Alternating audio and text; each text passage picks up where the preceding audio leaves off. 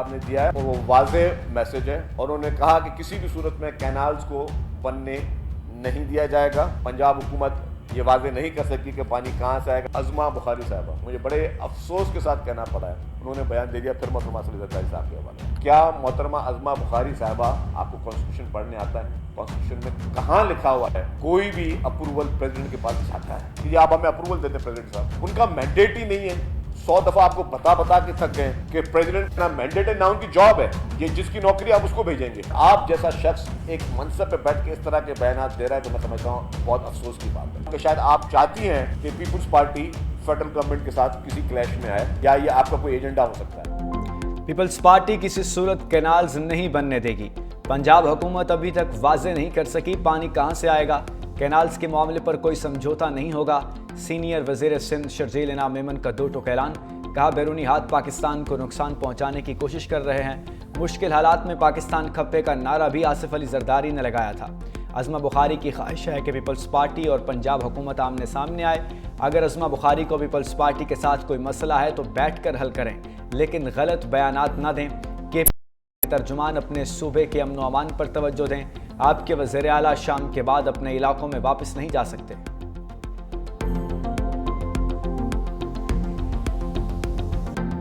وہ پنجاب کا ان کے لوگ اٹھے تھے, انہوں نے کہا پنجاب کا پانی جو ہے وہ یہاں سے کاٹیں گے کہ وہاں سے کاٹیں گے.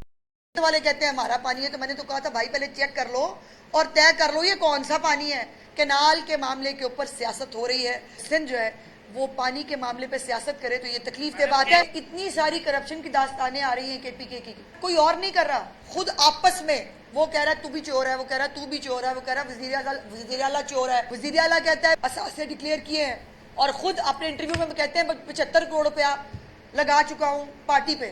سوال یہ ہے کیسے؟ سندھ میں کینالز کے معاملے پر صرف سیاست ہو رہی ہے. بیان بازی سے کینال کا مسئلہ حل نہیں ہوگا. وزیر اطلاعات پنجاب عظمہ بخاری کا جواب. کہا صدر پاکستان نے جو منظوری دی وہ ڈاکیومنٹڈ ہے. پیپلز پارٹی کے ساتھ ہماری کوئی لڑائی نہیں, وہ ہمارے اتحادی ہیں. علی امین گنڈاپور کے وزارت اعلیٰ کے لیے خطرے کی گھنٹی بج چکی. خیبر پختونخوا میں کرپشن کی داستانیں سامنے آ رہی ہیں. کے پی میں لوگوں کی پینشنز کے پیسے کھائے جا رہے ہیں. فرنٹ مین کے ذریعے زیادہ قیمت پر گندم فروخت کی گئی. ان سے کرپشن کا جواب کون مانگے گا؟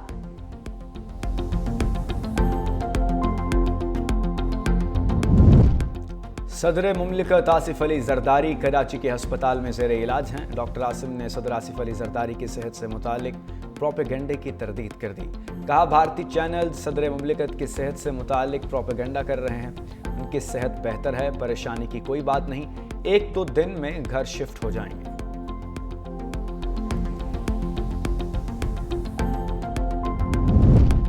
وزیر اعظم شہباز شریف سے امیر جماعت اسلامی حافظ نعیم الرحمان کا ٹیلی فونک رابطہ. بجلی کی قیمتوں میں کمی پر وزیر اعظم کا شکریہ ادا کیا. مزید ریلیف دینے کا مطالبہ کیا. شہباز شریف نے کہا مشکلات کے باوجود عوامی ریلیف کو اولین ترجیح دی. دونوں رہنماؤں کا غزہ میں نہتے فلسطینیوں پر اسرائیل کی بلا اشتعال بمباری پر بین الاقوامی قوتوں کی خاموشی پر تشویش کا اظہار.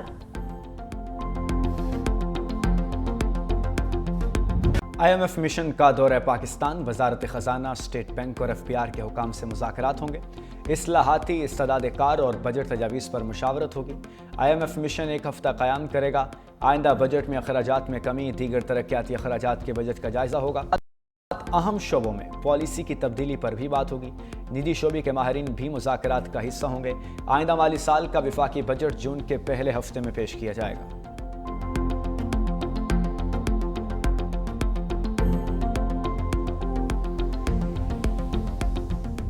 استحکام جو ہے وہ ملک میں آ چکا ہے. ہر بات ہوتی ہے کہ عام آدمی میں کی زندگی میں یا عام خاتون کی زندگی میں کیا فرق آیا ہے, اور یہ گورنمنٹ کی رسپانسبلٹی ہے, ہماری رسپانسبلٹی ہے کہ یہ جو انفلیشن میں کمی آئی ہے اس کو ہم پاس آن کریں. ملک میں معاشی استحکام آ چکا, اب پائیدار معاشی استحکام میں بدلنا ہے. وزیر خزانہ محمد اورنگزیب پرعزم. کہا مہنگائی میں کمی کی ثمرات کی عام آدمی کو یقینی بنانی ہے. IMF مشن کے پاکستان آنے سے متعلق خبروں کی تردید کی. بولے معلوم نہیں یہ خبریں کہاں سے آتی ہیں. کیا IMF مشن پہنچ گیا؟ کوئی مشن نہیں آیا. IMF مشن مئی کے وسط میں آئیں گے. معیشت درست سمت کی طرف گامزن ہے. اشیاء کی نگرانی کے لیے ادارہ جاتی نظام بنا رہے ہیں۔ امریکی ٹیرف معاملے پر وزیر اعظم نے 2 کمیٹیاں بنا دی۔ معاملے پر پاکستان کا ایک وفد بھی امریکہ جائے گا۔ عالمی تجارتی جنگ سرمایہ کاری کو لے ڈوبی، دنیا بھر کے اسٹاک مارکیٹس کریش کر گئیں۔ صرف 2 روز میں سرمایہ کاروں کا 60 کھرب ڈالرز ڈوب گئے۔ امریکی اسٹاک 5 سالہ بدترین مندی ریکارڈ۔ لندن اسٹاک ایکسچینج میں FTSE 100 انڈیکس میں 5% کمی دیکھنے میں آئی۔ جرمنی کی اسٹاک مارکیٹ میں 4، جاپان میں 2.8% مندی ریکارڈ۔ دنیا کے امیر ترین افراد کی دولت بھی ٹیرف جنگ کا ایندھن بن گئی۔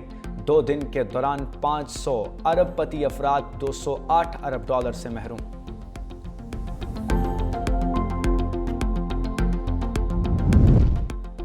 امریکی ٹیرف کے بعد کیا حکمت عملی اپنائی جائے؟ حکومت نے پیر کو اسٹیک ہولڈر اہم اجلاس اسلام آباد میں طلب کر لیا۔ وفاقی وزیر خزانہ محمد اورنگزیب اس اجلاس کی صدارت کریں گے۔ امریکی فیصلے کے ممکنہ اثرات کا تجزیہ کیا جائے گا۔ وزیر اعظم شہباز شریف وزیر خزانہ کی سربراہی میں اسٹیئرنگ کمیٹی تشکیل دے چکے۔ اسٹیئرنگ کمیٹی صورتحال کی نگرانی کر کے وزیر اعظم کو رپورٹ پیش کرے گی۔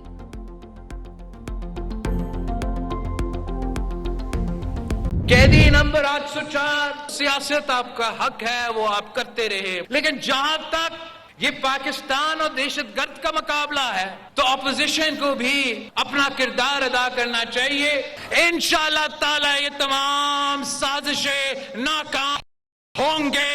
پاکستان کے جو 4 صوبے ہیں نا، ہم 4 بھائیوں کی طرح ہے۔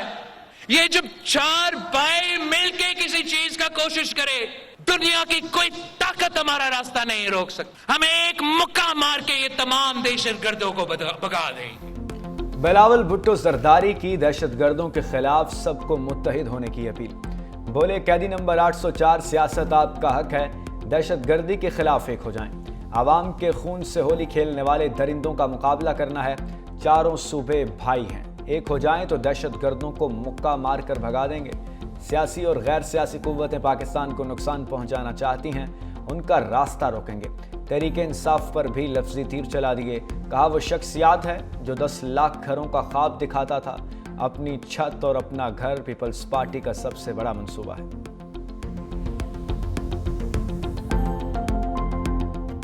سردار اختر مینگل اپنے بات پر بضد ہیں کہ ان کا دھرنا ریڈ زون میں ہوگا۔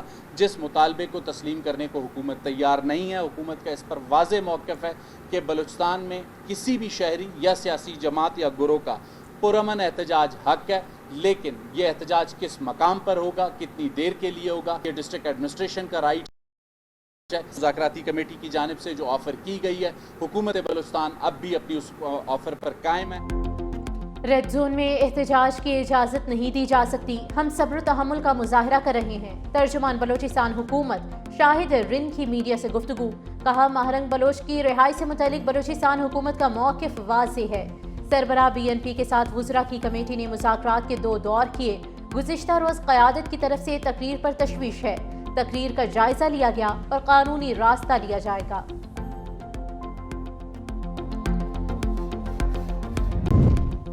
نجی اسکیم کے تحت حاجیوں کے بروقت انتظامات اور سعودی پالیسی فالو نہ کرنے پر وزیر اعظم کا نوٹس، 3 رکنی حج انتظامی کمیٹی تشکیل۔ لاہور میں 10 میں سے 5 احتساب عدالتوں کو ختم کر دیا گیا۔ عملہ ٹریبیونلز اور دیگر خصوصی عدالتوں میں ضم، وزارت قانون نے نوٹیفیکیشن جاری کر دیا۔ احتساب عدالت نمبر 1 لاہور کو انٹلیکچوئل پراپرٹی ٹریبیونل، احتساب عدالت نمبر 2-3 لاہور کو خصوصی عدالت برائے کسٹم ٹیکسیشن ملتان، احتساب عدالت نمبر 4 لاہور کو خصوصی عدالت برائے کسٹم ٹیکسیشن 2 لاہور، احتساب عدالت نمبر 8 لاہور کو انٹلیکچوئل پراپرٹی ٹریبیونل لاہور 2 اور احتساب عدالت نمبر 7 لاہور کو اسپیشل جج سینٹرل عدالت گجرات میں تبدیل کیا گیا ہے۔ وزیر اعلیٰ پنجاب مریم نواز نے صوبے بھر میں نئے سہولت بازار قائم کرنے کی منظوری دے دی۔ 13 نئے سہولت بازاروں کے زیر تکمیل پروجیکٹ جلد مکمل کرنے کا حکم۔ سہولت بازار نوشہرہ ورکاں، بورے والا، کبیر والا، سانگلہ اور جلال پور میں بنیں گے۔ وزیر اعلیٰ کی ضلعی انتظامیہ کو سہولت بازاروں کے لیے اراضی مختص کرنے کی ہدایت، سہولت بازاروں کو سولر انرجی پر منتقل کرنے کی منظوری۔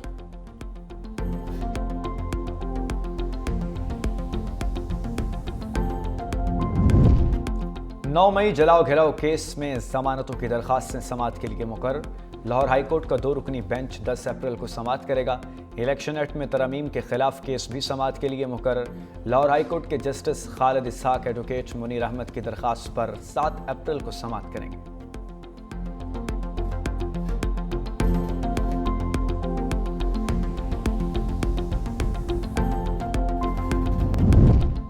कराची में गर्मी की शिद्दत बढ़ते ही लोड शेयरिंग का जिन बोतल से बाहर आ गया। मुख्तलिफ इलाकों में गैर एलानिया लोड शेयरिंग ने शहरियों की जिंदगी अजीरन बना दी। सुल्तानाबाद, लाइन्स एरिया और दीगर इलाकों में 12 से 14 घंटे बिजली गायब रहने लगी।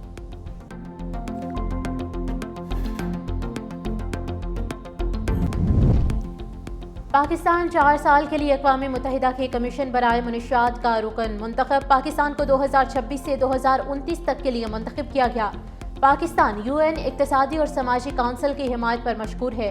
एलामिया में कहा गया कि कमीशन बराए मुनशियात का रुकन मुंतखब होना पाकिस्तान पर एतमाद और भरोसे को ज़ाहिर करता है। पाकिस्तान आलमी इंसदाद मुनशियात की कोशिशों में अपना मौसर किरदार अदा करने के लिए तैयार है।